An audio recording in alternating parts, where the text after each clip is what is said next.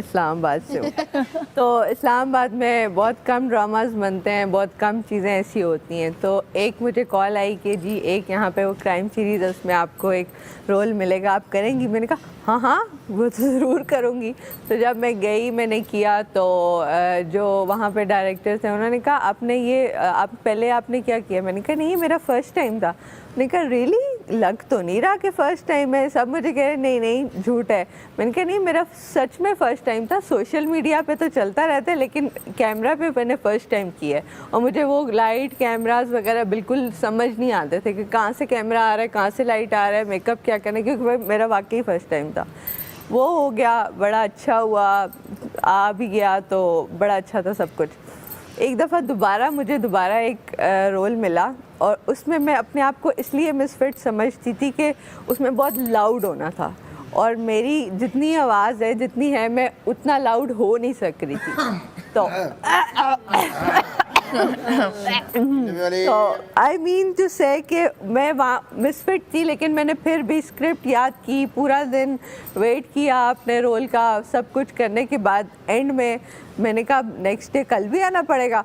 तो अगले दिन उन्होंने कहा नहीं आप रहने दें। तो वो मैं इतनी डिसअपॉइंट हुई कि उसके बाद मुझे 10 दफ़ा 10 जगह से कॉल्स आई, और मैंने उस एक डिसअपॉइंटमेंट की वजह से मैंने कहीं भी काम नहीं किया। वो मुझे इतनी दिल पे लगी वो बात कि यार मैं मिसफिट हुई थी, मेरे से हुआ नहीं ये और वो। तो फिर मैंने अपना जो सारा मेरा सोशल सर्कल है और जो सोशल मीडिया है उसी को कंटिन्यू किया। तो कभी कैमरे के आगे आई नहीं। जब इस घर में मैं आई तो मुझे लगा यही कैमरे हैं, एक ये है, कोई ये 4-5 कैमरे हैं। तो मुझे स्टार्टिंग में थोड़ी प्रॉब्लम इसलिए हुई, सब कह रहे फुटेज ले रहे हैं। मैंने कहा कहाँ से लेनी है फुटेज, कहाँ से मिलेगी? कर रही हो, अब कह रही है तुम कैमरा के आगे। मैं कह रही हूँ कैमरा तो उधर होता है, मैं तो इधर बात कर रही हूँ। फिर मैं कह रही हूँ छुपूं किधर, कैमरे से अलग से मैंने किसी से बात करनी है, कहाँ पे करूँ? तो मुझे इस घर में 1 वीक तो अपने आप को छुपाने में और कैमरे से दूर करने में लग गया कि सब मुझे कह रहे फुटेज ले रही हूँ फुटेज। अल्लाह का शुक्र है बादशाह सामत ने कहा फुटेज ले नहीं तो आए।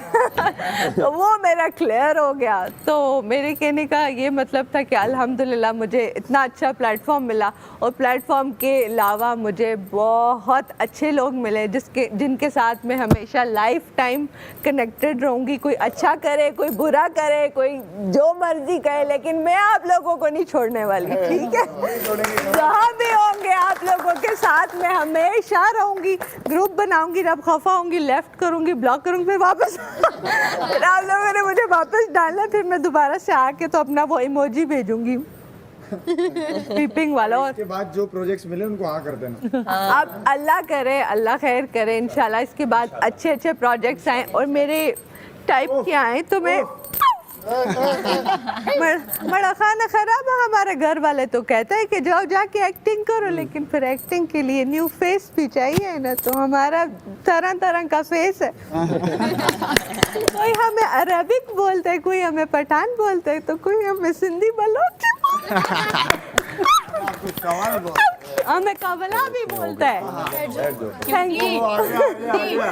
चलो इस सैफ की कहानी। चलो जी, छोटी सी ज़बान। प्यारी की ज़बान। अच्छा, तो मेरा सीन कुछ यूँ था कि बचपन से मुझे क्रिकेट का बड़ा शौक़ था, क्योंकि मेरे चाचू जो थे जो सब में छोटे थे अपने भाइयों में, तो वो पाकिस्तान से under 16, under 17, under 19 world cup खेले। तो उनको देखा देखी घर में था कि यार एक होता है, एक स्टार को देखते हैं, किसी को टीवी पे देखते हैं, तो था क्रिकेट।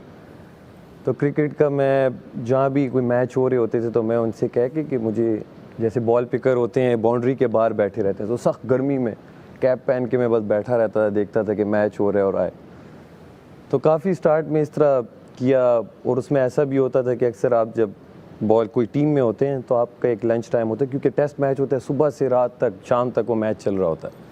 तो दोपहर में अक्सर ऐसा होता था कि जब सब आ जाते हैं तो लंच बॉक्सेस आते हैं। तो बाद ऐसे लोग भी होते थे, वो कहते थे नहीं आप, क्योंकि आपने सिफारिश है आपकी, आप थे नहीं उसमें, तो आप, जबकि होते थे लंच बॉक्सेस वो भी नहीं देते थे। अब फिर जेब में पैसे भी नहीं, क्योंकि घर वाले तो कहते थे बस। फिर मैं उसी तरह ही गुजार के तो बस वो दिन और शाम में आ जाता था। फिर ख़ुद भी क्रिकेट खेली, अंडर 17 तक क्रिकेट खेली। बट बीच में ये हुआ कि मेरे फादर की सडन वो शहीद हो गए बम ब्लास्ट में। तो ये था कि यार अब पढ़ना है, क्योंकि क्रिकेट या कोई स्पोर्ट्स ऐसी चीज़ है जो फुल टाइम है। जो उसे कहता है पार्ट टाइम आप कर लो, तो मैं उसे मानता नहीं हूँ, क्योंकि वो आप फुल टाइम उसे दोगे, बहुत कोई एक ऐसा बंदा होता है जो साथ ये भी कर रहा हो और वो भी कर रहा हो, तो जो ऐसे आ जाए। तो फिर बस क्रिकेट को वहाँ मैंने खैराबाद का, और मैं अपनी स्टडीज़ में आ गया। मैंने कहा चलो बस अब यही करना है, क्योंकि बड़ा बेटा था घर में। तो स्टडीज़ की पढ़ा, कॉलेज में आया। तो कॉलेज में जब मैं आया तो वहाँ पे म्यूज़िक सोसाइटी थी। तो शौक़ था मुझे बचपन से ही, सुनता गुनगुनाना वो था। तो म्यूज़िक सोसाइटी में गया, वहाँ पे ऑडिशंस जो हो रहे थे, ऑडिशंस दिए। पहले ही जैसे आज कॉलेज शुरू हुआ तो 8-10 दिन बाद वहाँ पे ऑडिशंस थे। तो वहाँ गया, वहाँ पे सब अच्छे थे। ऑब्वियस बात है, मैं फ़र्स्ट टाइम कर रहा था, तो ना तो मेरा कोई टेम्पो था उसमें, ना कोई स्केल पकड़ पा रहा था। तो उन्होंने कहा ये तो नहीं है। तो मैं वो उसमें रिजेक्ट होके, उनकी फिर एक कैबिनेट होती है जिसमें ऑर्गेनाइजर्स होते हैं और काम करने वाले जो इवेंट ऑर्गेनाइज़ कराते हैं, मैं उसमें आ गया। तो उसमें ये होता था, मैं बैठ के सिर्फ देखता था सबको कि कौन गिटार बजा रहा है, कोई ड्रम्स बजा रहा है। तो बस देखा देखी मुझे वहाँ समझ आई, अच्छा ये टेम्पो है, ये स्केल में इस तरह गाते हैं गिटार की, ये क्योंकि किसी से सीखा नहीं था। तो वही मैं जो गिटार की जो स्ट्रिंग्स वगैरह पकड़ के अपने जो कॉर्ड्स वगैरह बजाने होते थे, तो वो ऐसे सीखे। और घर में आके एक गिटार था जो बड़ा पुराना कज़न का पड़ा हुआ था, उसे मैंने कहा मैं ठीक कराता हूँ, इसमें मैं सीखूँगा। तो उस पर हल्का पुल्का सीख के 3-4 कॉर्ड से आतिफ असलम के गाने गा गा के बेसुरे गा के वो आखिर वो बेसुरों में सुर आ गया थोड़ा बहुत। तो बस उसके बाद फिर उसी म्यूज़िक सोसाइटी के मैं जब, क्योंकि मैं वहाँ से कंप्यूटर सिस्टम इंजीनियरिंग कर रहा था, तो जब मैं तीसरे साल में हुआ, दूसरा साल ख़त्म हुआ, तो उसी म्यूज़िक सोसाइटी का मैं प्रेसिडेंट बन गया। क्योंकि और कोई था नहीं उस लेवल का, क्योंकि हम तो दिन रात फिर हम घर आके यही करते थे। क्लास बाद में थी, म्यूज़िक सोसाइटी पहले हो गया था, वो क्रेज़ ऐसा चढ़ गया था। वहाँ इंजीनियरिंग भी पूरी हो गई, म्यूज़िक साथ साथ अब कॉन्सर्ट्स मिलना शुरू हो गए। क्योंकि कॉलेज में जब आप परफॉर्म करते हैं तो जो लड़के देख रहे होते हैं उनका सर्कल होता है, और फिर बुलाते हैं कि एक बैंड है इस कॉलेज का। तो ऐसे करते करते हमने काफ़ी परफॉर्मेंसेस की, और काफ़ी ऐसी भी की कि मसलन किसी ने बुलाया कि यार फॉर एग्जांपल फरहान सईद आ रहा है या ये बैंड आ रहा है, आप उसका शो ओपन करेंगे, आप आएंगे। अब मैं वहाँ जाऊँ, उनकी जैमिंग चल रही है, तो कहते हैं बस लेट हो गया, आप लोग जाएं। हमारा पोस्टर लग के बस फिर हमें कहते थे आप जाएं। अब हमारे भले 10-15 दोस्त कोई आया, अब हम मुझसे जान छुपाएं कि वो तो बैठे हुए हैं, अब हम किसके लिए परफॉर्म कर रहे हैं। तो मोस्टली में ये होता था, घर वाले कहते थे कि यार हमें ले जाओ स्टार्ट में ना, कि हम भी देखना चाहते हैं। तो मैं उन्हें ले जाता ही नहीं था। मैंने कहा यार पता नहीं, वो स्टार्ट में ही मुझे कहे तुम ना हो और मैंने सामने बिठाया हो, तो ये तो अपने पैर पे कुल्हाड़ी मारने वाली बात है। तो ऐसे करते करते म्यूज़िक बस चलता रहा। फिर ख़ुद ही अपने कॉन्सर्ट्स भी किए, अच्छा अल्हम्दुलिल्लाह होता रहा। इसी की देखा देखी कुछ अच्छे ब्रांड से उन्होंने अप्रोच किया कि यार आप हमारे लिए TVCs के लिए कोई प्लेबैक सिंगिंग करें। वो मैंने की। एक ने पहली बार जब मुझे अप्रोच किया कि यार आप एक पूरा गाना बनाना है, एक पूरा इवेंट हो रहा है उस फुटबॉल का, और बड़ा ब्रांड था पाकिस्तान का, तो आप इसका पूरा एंथम गाएं, और वो एंथम हम आपको देंगे, आपने ख़ुद कंपोज भी करना है और गाना भी और रिकॉर्ड भी करना है। तो मैंने उसे जो बजट दिया, तो उसने उसका मुझे, खैर बीच की बातें तो नहीं बताता, मिसाल के तौर पे मैंने उसे 10 रुपये बोले तो उसने मुझे 100 रुपये दिए। मतलब मैंने उसे जो बोला तो मैं समझा मैं क्या कर रहा हूँ, या तो मुझे अपनी कुछ पता नहीं है और या मुझे कुछ पता ही नहीं है। तो उसने फिर दोबारा वो हुआ दूसरे साल, तो उन्होंने फिर मुझे अप्रोच किया और उसका भी डबल दिया। माशाल्लाह। तो मैं गेम फिर आहिस्ता आहिस्ता समझ गया कि यार यहाँ पे कुछ लेट में समझता मैं लेट समझा, लेकिन मैं समझा। साथ साथ अपना जॉब और वो अलग अलग जॉब्स की, इससे पहले भी मतलब एज ए राइडर कहीं वो फ़ोन्स आते थे और केबल्स भी नहीं आते कि ये फ़ोन्स लो, टैबलेट लो। और मैडी को मैंने बताया, एक दिन वो ले गया सख्त गर्मी रमज़ान में, और इलाका गैर मतलब जहाँ पे, हाँ वहाँ उस वक्त ना वो होते थे मैप्स, गूगल फ़ोन अच्छा था नहीं, क्या गूगल मैप्स होता। वहाँ जाके बाहर जब देखा मैंने कहा, हाथ में लेके सब खड़े हुए, अंदर फ़ोन चले गया, अब मैं बाहर इंतज़ार कर रहा हूँ कि फ़ोन वापस आएगा कि नहीं आएगा। फ़ोन 1 घंटे बाद आया, कहता है हमें चाहिए नहीं। अब फ़ोन डब्बा खुला, पैक खुला।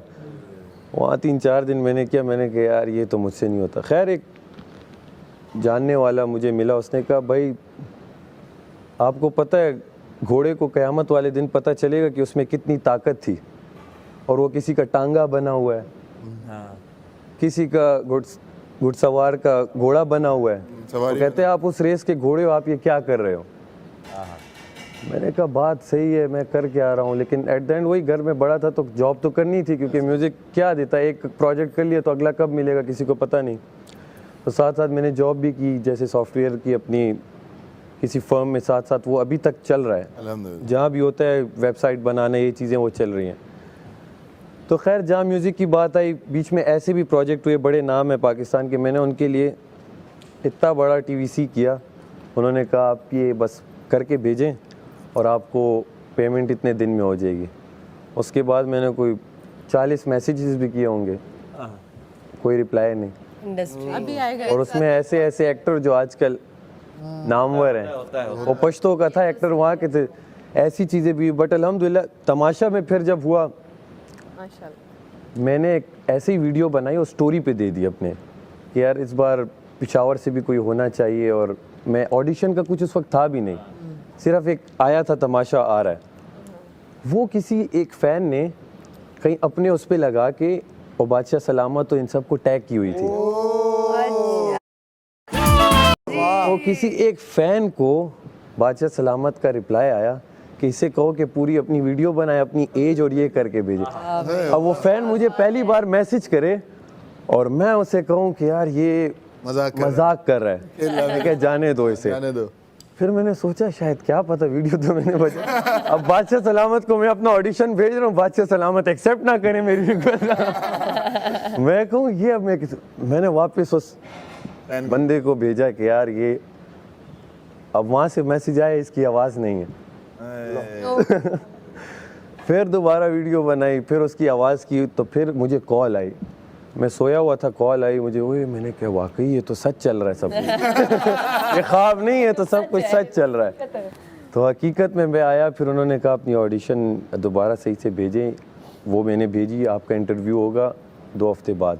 मैं किसी को नहीं बता रहा था, घर में मैंने 1-2 को बताया, उन्होंने भी कहा ये होगा तो इसका नहीं, बस चलो, क्योंकि वो सब देखते हैं, कह रहे तो बस अच्छी बात है। ये घर वाले पहले बोलते हाँ सब देखते हाँ, घर में देखते हैं। मेरी अम्मी तो डाई हार्ट फैन, मतलब वो एक बार नहीं बार बार उन्होंने देखा हुआ हैं। था। अम्मा का यही सीन है। हाँ, मैं जब फैमिली वो फ्रेंड्स में बताया उनका हम देखते हैं, मैंने कहा अच्छा कह रहे हैं यार तुम्हारे लिए खैर हम मैंने- स्क्रीन लगाया करेंगे। बताया कि जिस दिन वो था मेरा इंटरव्यू हुआ, तो मुझे आइडिया हो गया कि शायद मेरा हो जाए, वो एक समझ आ जाती है। ऐसा ही है। फिर भी मैंने किसी को नहीं बताया, बस अपना काम शाम ये वो।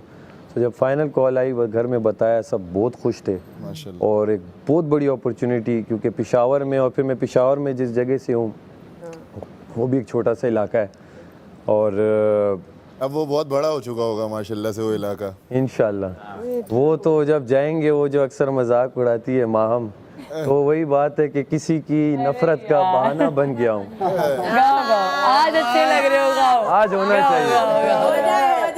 Yes yes yes. तो किसी की नफरत का बहाना बन गया हूँ, किसी की खुशी का सहारा बन गया हूँ, टूटने पे मेरे होगी इन सब की ख्वाहिश पूरी, ये ज़रा बाहर जाकर तो देखें मैं सितारा बन गया हूँ। Thank you. वेरी नाइस, आज मुझे मजा आया। अच्छा जी। और कोई है?